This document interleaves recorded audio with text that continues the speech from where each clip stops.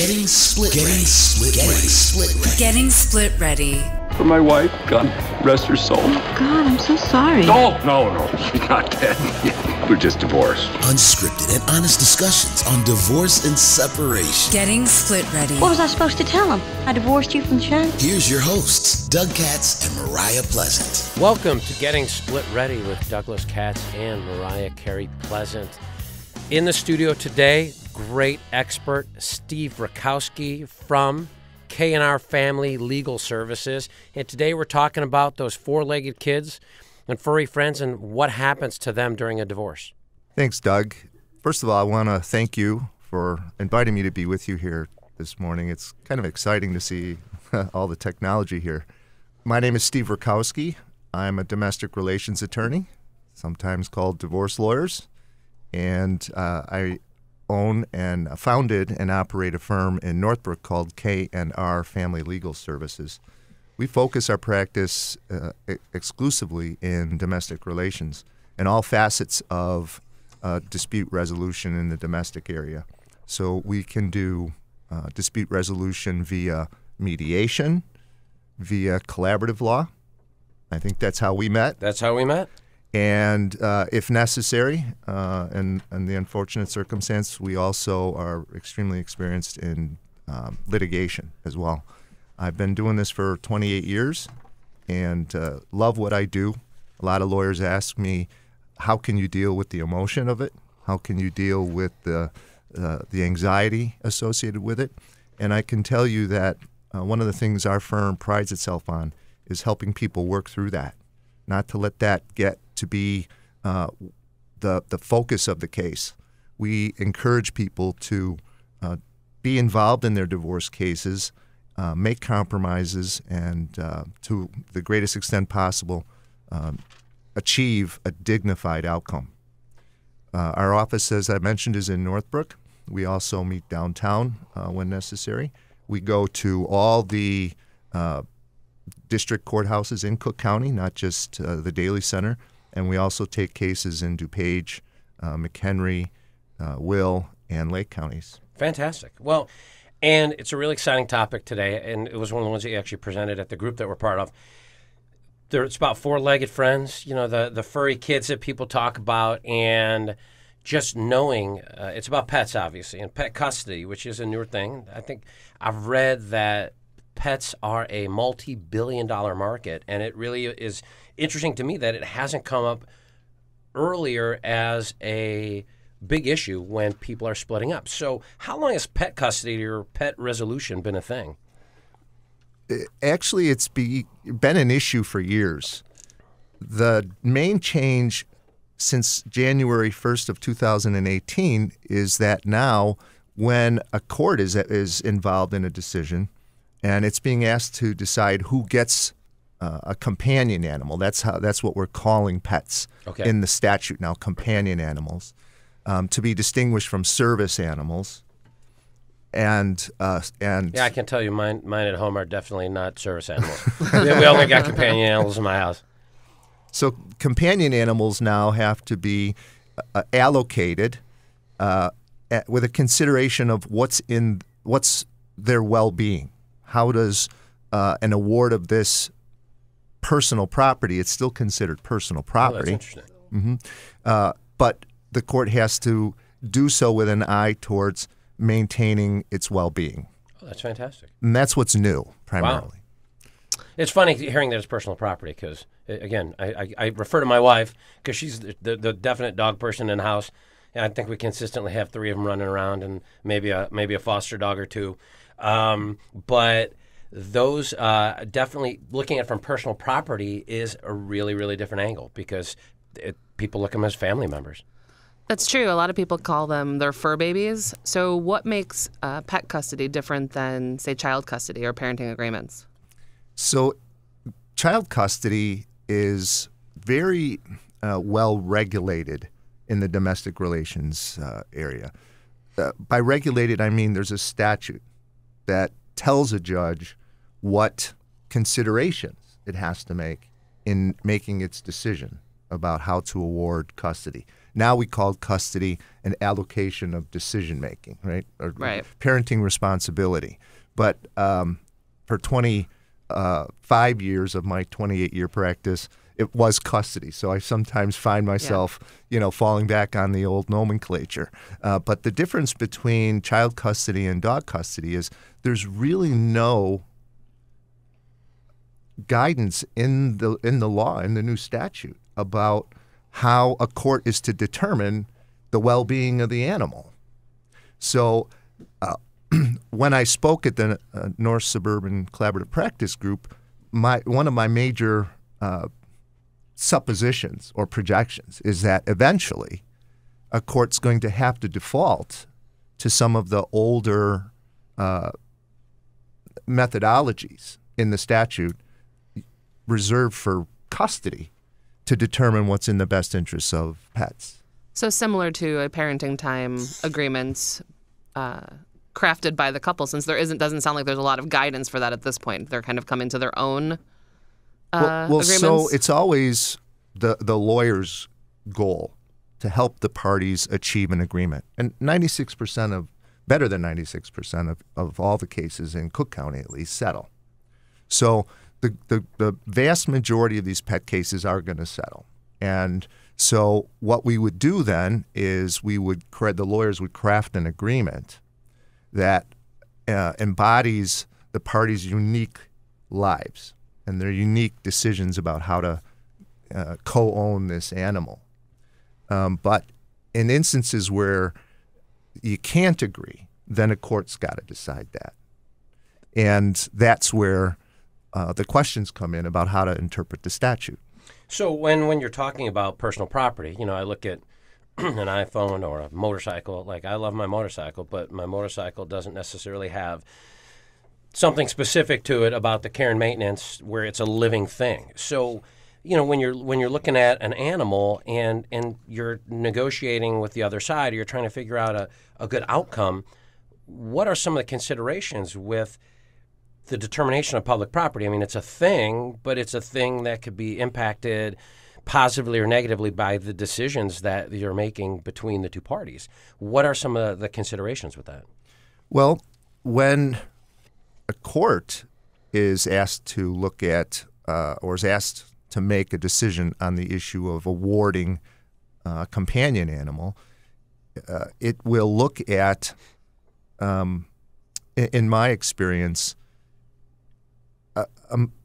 a goal of reducing the change, right? Not significantly changing the life of the animal. And that's, so far, what I've seen is a very superficial analysis. But there's a potentiality for more in-depth, more,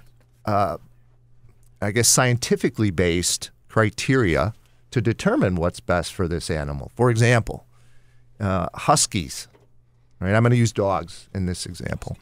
I'm good with that. I'm a dog person. I'm not a cat person. What are you, Mariah? Are you a dog or a cat person? I am a dog person, but I think it's by default. I have allergies, so I've never been able to be a cat person. So I'm not speaking bad of cats or cat people. I just haven't been able to do that. So not to disparage cats or their owners, I'm going to use the dog example here. So huskies are bred to run. That's in their DNA. And so they're not necessarily going to key in on an owner or be as dependent on an owner as, say, a golden retriever is.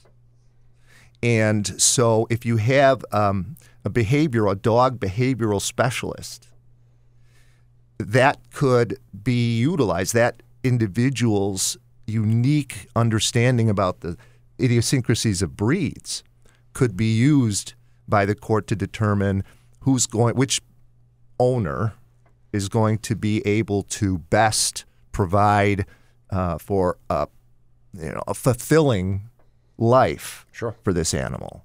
And that would be in furtherance of the court's obligation to determine its well-being. That's just one example. Right. I'm guessing climate, all kinds of other things could be absolutely. Huge. Climate. Environmental, having a fenced-in yard would probably be a consideration, right? That's for kids, too, I think, sometimes.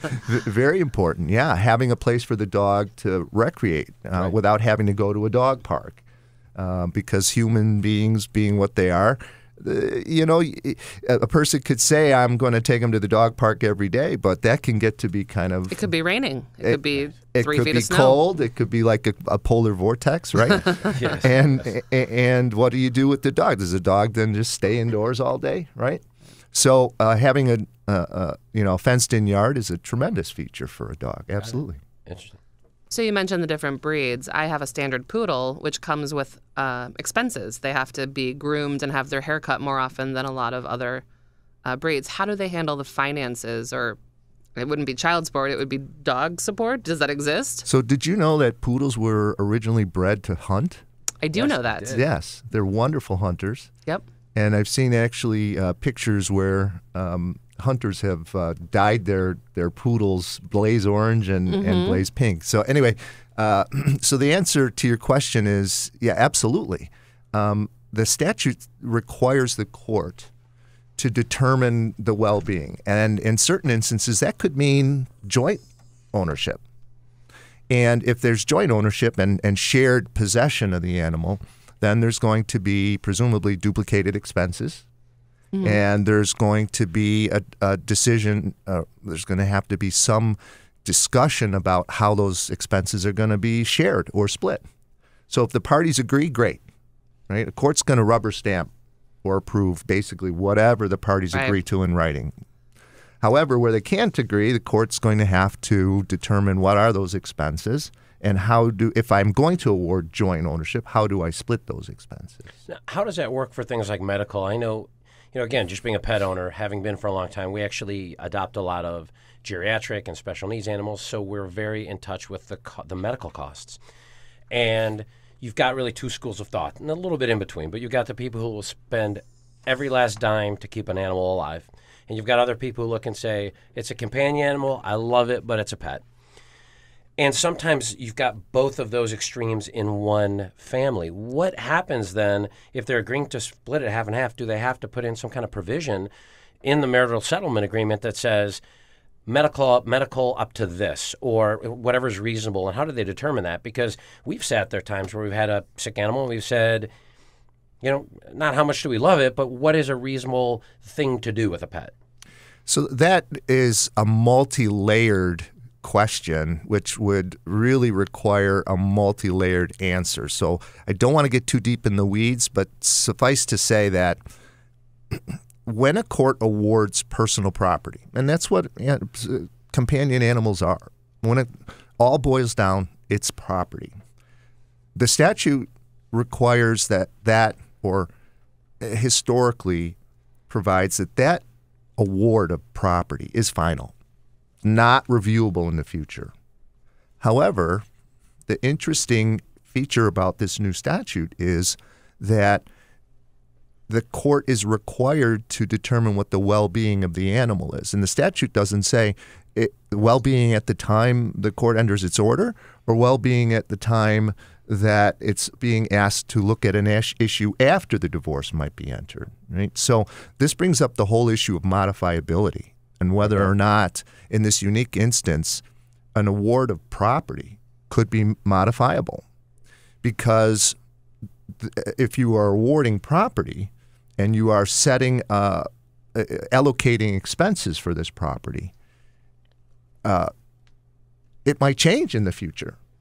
And the parties may not agree on how to deal with that change. So you have to then either agree, and if you can't agree, then you have to bring the issue back to the court. Well, it's got to be interesting because there's, like anything else, increasing cost as an animal ages and becomes geriatric or has issues with it.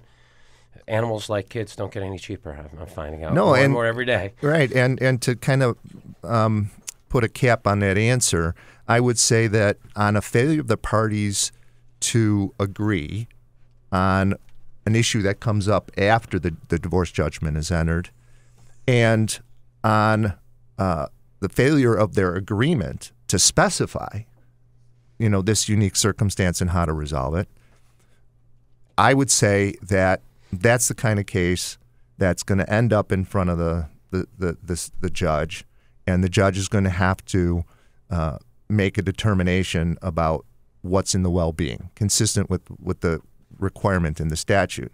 The problem is this is such a new law that there is no guidance, there is no specificity in the statute or common law cases dealing with how to interpret the statute. So it's kind of the great Wild West right now. That's really interesting. Again, we're here in the studio at WGN with Steve Rakowski talking about what do you do with pets in a divorce, and covering some really interesting points.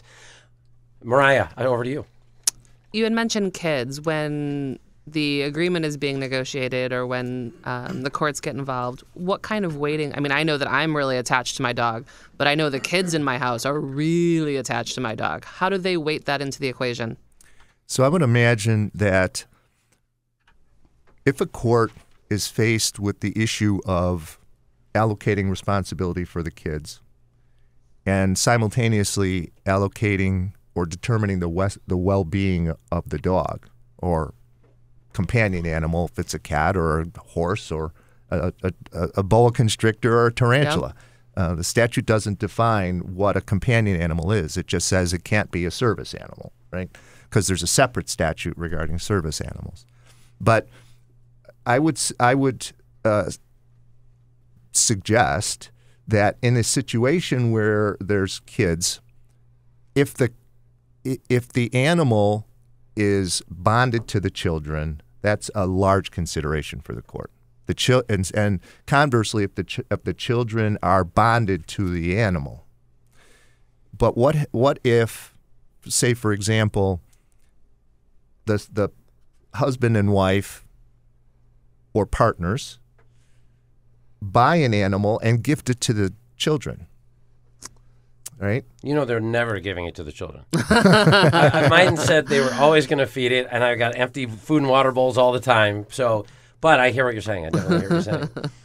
Then it could very well be an issue of the dog following the children. Right?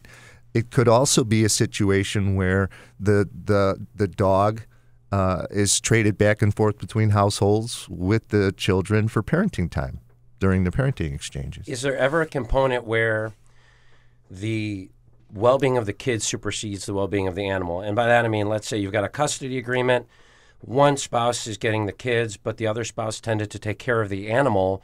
But because the kids are of a certain age and the trauma of the divorce itself is so much that either the different parties, or if it were to go in front of a judge, they would look and say, this is going to add more mental stress to the kids, so we're going to temporarily leave it with the kids, or come up with something where they're trying to balance, because the well-being of the animal would be with the spouse that's the main caretaker, but then maybe you've got two kids who are, their house is being divided and there's a lot of tumult going on, and now all of a sudden you're going to take their pet away. Does that ever play into it? I haven't had a case, honestly, like that, Doug. I haven't seen that yet. If I was going to guess, right, and a lot of this is just that, because we don't have too much guidance in the statute yet. But if I was to conjecture, I would say that the primary consideration of the court, above property division issues, above child support, above maintenance, is the best interest of the children. Got it. The divorce statute basically mandates that first the kids are taken care of, right? It's determined where they're going to live and when, who's going to make decisions for them, and in what circumstances. So I would suggest that if that's the primary consideration of the statute, that the well-being of the animal is going to come in a distant second. Absolutely, a distant second to the best interests of the children. You had mentioned that there's a different statute for service animals or support animals. I know there's been a large increase in how service and support animals are used. How is that different from companion pets? So, interestingly, I saw a piece on the news last night about an individual, a gentleman in the south suburbs here in Chicago, who has a service alligator, and actually took the alligator on an airplane. I was going to say, try and fly with that one. So the types of different animals that people use as service animals and and support animals is exponentially growing. Right. And so the statute, I would say that the statute involving the service animals adopts a different standard, but the person who registers that animal as their service animal or support animal is likely going to be the party who is going to be awarded that if there's ever crossover between service animal and companion animal. Got it. Interesting.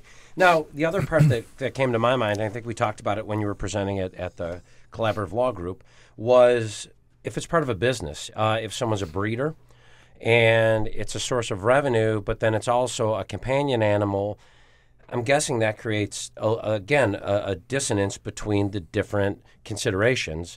What would take precedence? Would it be the business side of it or the companion side? I would say that the well-being requirement in the statute would take precedence over the financial side. Got it. Now, that said, there's going to be real financial ramifications in a case. Let's say you own Lassie, and Lassie was worth $1 million, but the entire rest of the marital estate might be worth $250,000. So if Lassie is awarded to one of the spouses, one of the partners, then there's a huge disparity there in terms of value of the two partners' respective shares of the marital estate. How is a court going to make that up? Right. You might have to take a loan against Lassie. You might have to go to Lloyd's of London and get a loan to pay off the other partner's share of Lassie. Right? Interesting. And then it's tied, of course, to how long the dog might live, because it's a risk. It's a right. risk. You could get awarded that dog and potentially the income stream associated with that dog. And I'm using dogs, but no slight to alligator people. Yeah, they've got monkeys now who are all over YouTube and things like that are picking up all kinds of value. Right. But an individual can be awarded that animal with an obligation to perhaps over time pay off the other spouse's interest in the animal because it's marital property, right? And the dog can die the next day. Right. Right? Right. And then what do you have? You have a court order requiring the previously awarded spouses or an obligation of that previously awarded spouse, an obligation to pay the other spouse. And that doesn't go away. That's a court order. Right. Right. Well, thank you so very much. I think it's, we might have even called this something else to fight about, I guess, because everyone will find something to fight about with all of their possessions and things like that when going through a divorce. But great insight on the topic of figuring out what to do with the animals. I think as you see more and more out there about just the size of the pet market and the complexity of it now, and people getting massages and all kinds of different therapies for their pets and clothes and all kinds of things, that has bled over into the divorce space, and I find it fascinating. So thank you so very much. If you again want to give information about your firm, I would like, if I can, to give a shout out to Collaborative Law Institute. Absolutely. I love that. Collaborative Law Institute of Illinois is a group of divorce professionals, attorneys, psychological professionals. We call them coaches. And one mortgage banker. And financial experts, right? From business valuation experts to financing experts like you are, Doug. Yep. And we, as a group, help divorcing individuals achieve a dignified divorce through multidisciplinary approach. And instead of litigating the case, we meet and focus on taking out leverage, eliminating force from the reason why people make decisions in the process. In place of force, we put in goals, right? Mutually determined objectives and goals, and we get the parties to acknowledge the other's goals. work mutually towards achieving them and eliminating their concerns. In that way, we oftentimes are able to help them reach an outcome that is tailored uniquely to their particular unique lives that a court couldn't award, right? An outcome, an order that deals with their particular circumstances and resolves all anxiety in their lives. Absolutely. It's a wonderful way to approach a divorce situation. And I would, I guess, direct people who are interested in learning more about Collaborative Law Institute of Illinois to go online at collablawil.com. And if you're not in Illinois, the International Academy of Collaborative Law is also available online. Yeah, Mariah's actually a IACP. fellow, so we're big Yep. fans of the organization. International Academy of Collaborative Professionals is the overarching national organization. Correct. And I believe that just about all states have their own individual collaborative practice organization as well. Fantastic point. And so thank you very much again for allowing me to thanks. be This here is with great you and insight. share all this And information. Thanks for the plug on the collab side, because I do think Mariah and I are huge believers in the collaborative piece. I know she's a fellow. I'm working toward becoming a fellow, so yeah, absolutely. Great. Look forward to working with you both in the future. Thank you, Steve. Thanks for joining us today. And we just want to remind you that you can come through your divorce with your finances, your integrity, and your sanity intact. Be prepared, ask questions, and be split ready.